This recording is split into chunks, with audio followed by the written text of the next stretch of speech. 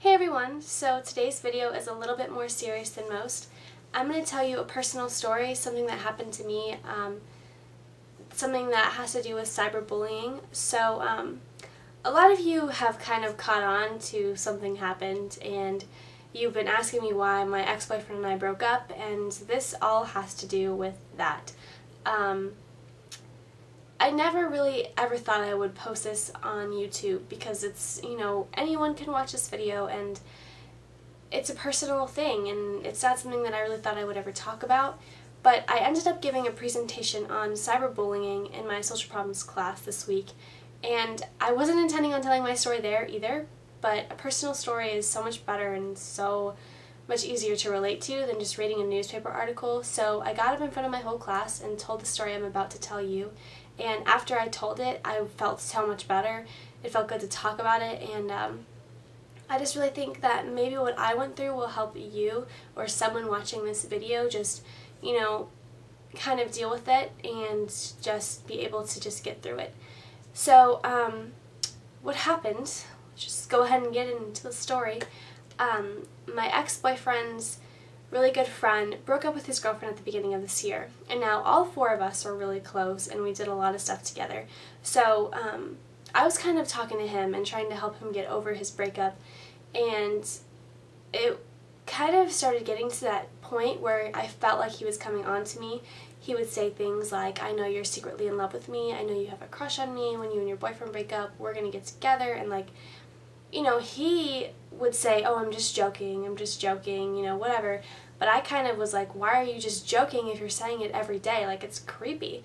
So I told my boyfriend, my ex-boyfriend, what was going on, and I asked him to talk to him. I asked him to tell him to stop. And what kind of guy wants another guy talking to their girlfriend that way? So he told me, there's nothing I can do. It's his personality. That's the way he is, which I thought was really weird, that my boyfriend, the person who was supposed to love me and not want any harm done to me, think that it was a little weird, and if I felt uncomfortable that he would, do something about it, but he didn't. So this went on for about a month, and I finally said to him, it was over Facebook IM, and I said to him, look, you can't keep doing this, because he had said it again when we were talking, and I was like, I don't like you, I don't have a crush on you, I don't want to be with you, I'm friends with your ex-girlfriend, she thinks I like you because that's what you're telling her, and kind of just went off on him and was just like, please just leave me alone. And 20 minutes later, I got a phone call about my Craigslist ad, which I was like, what are you talking about? I don't have an ad on Craigslist. I didn't list anything on Craigslist. And yeah, I was listed on Craigslist. This kid who was creeping me out posted me on Craigslist for sex. He posted my picture along with my cell phone number and a description, a very graphic description of what I wanted done to my body. I saw the ad and I freaked out. I immediately just went through all the scenarios in my head of who would do this to me, who could do this to me. I was like, I didn't do anything to anyone. What is going on? And I thought it was two kids that the guy who did it to me was friends with. So I called him and I told him what was going on. I'm like, you need to have this taken down. I know you know who it is. I'm calling the cops. This is serious. So, of course, he started freaking out because I was calling the cops and my parents were taking it very seriously. So I got in contact with Craigslist. They took the ad down. They were great about it. They sent me the IP address of the computer that it was posted from and the email address of the person who posted the ad. I did a Facebook search of the email address. His picture popped up, and I wasn't shocked and I wasn't surprised. I was just kind of like, wow, this person who I, trusted and thought was my friend would do this to me. And I mean, I know that I told him just to leave me alone, but why would he go to this extreme?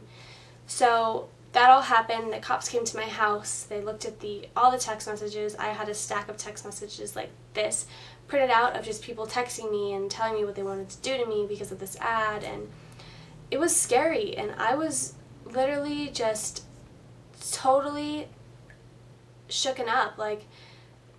I can't even explain to you the feeling that I had, but I cried for 2 hours straight while I was waiting for the cops to get to my house.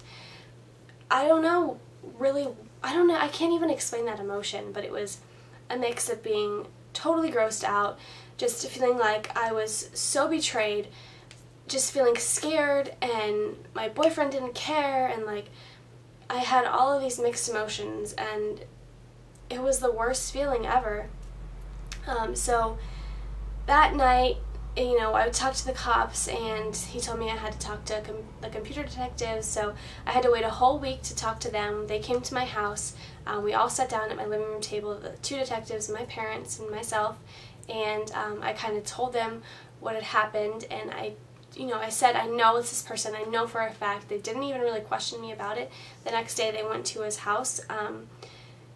When they were at my house, we all just kind of decided that we weren't going to do anything. We weren't going to press charges. I was afraid if I had, taken the step to press charges or try and press charges or try and sue him or whatever, that, he would just retaliate and do something else. And I really just wanted it to end. I really just didn't want to have any contact with him, and I wanted the whole thing to end.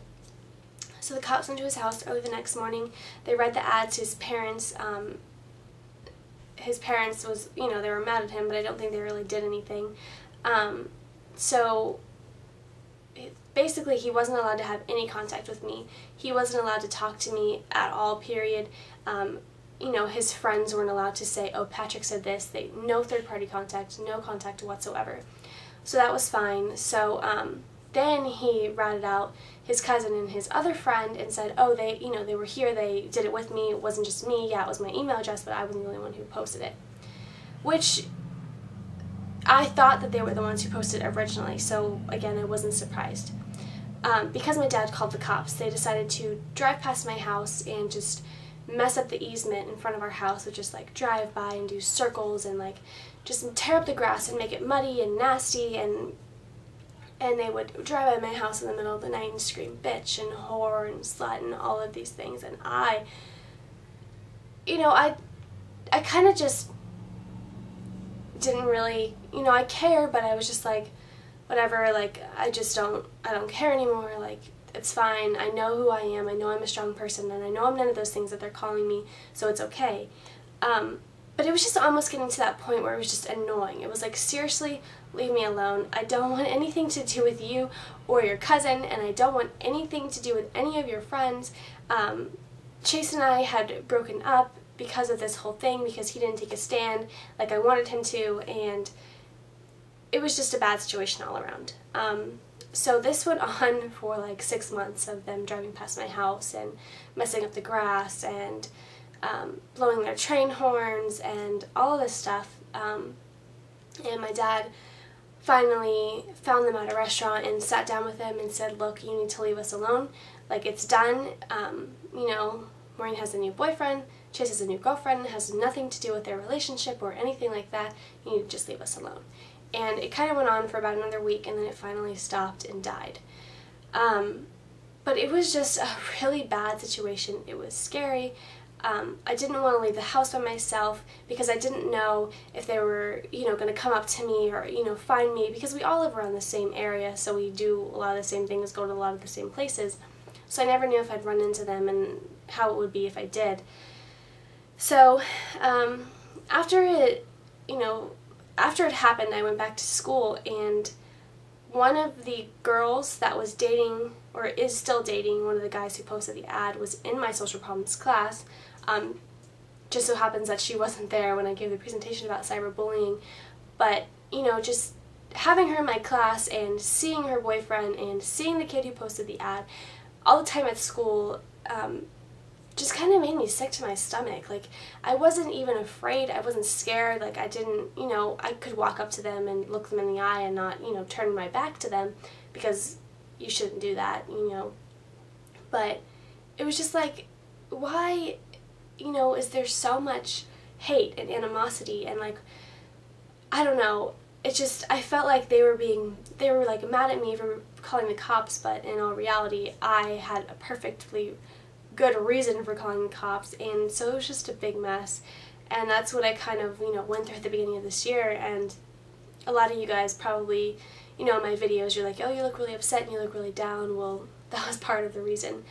I was going through that whole thing, my breakup with Chase, because of it, and just kind of, transforming into a new person. I think it definitely takes a strong person to get through what I went through. You might not understand the extent of it through this video, but it was a hard situation. I'm proud of myself for the way I handled it, and I'm very glad that I got through it, and I was a strong person about it. I didn't back down. I still won't back down. I know who I am. I know I'm a good person. I know I'm none of those things that they call me. I am who I am, and I'm happy that I am who I am. And I think that this whole situation just opened my eyes to, what real love is versus to what fake love is. And I'm truly thankful for that. It was a hard situation, and no, I wouldn't want, anyone else to go through it, but I'm glad I went through it because it made me stronger and it made me realize what I wanted out of life. If it hadn't happened, who knows, if I would be with my boyfriend now. I'm very thankful to have a good, healthy, strong relationship now, and I don't know if that would have happened if I didn't go through this. So, but anyway, that's my story. I don't want to make this video too long, so hopefully you guys got something out of it. If you have questions, you can always feel free to ask me. Thanks for watching this, and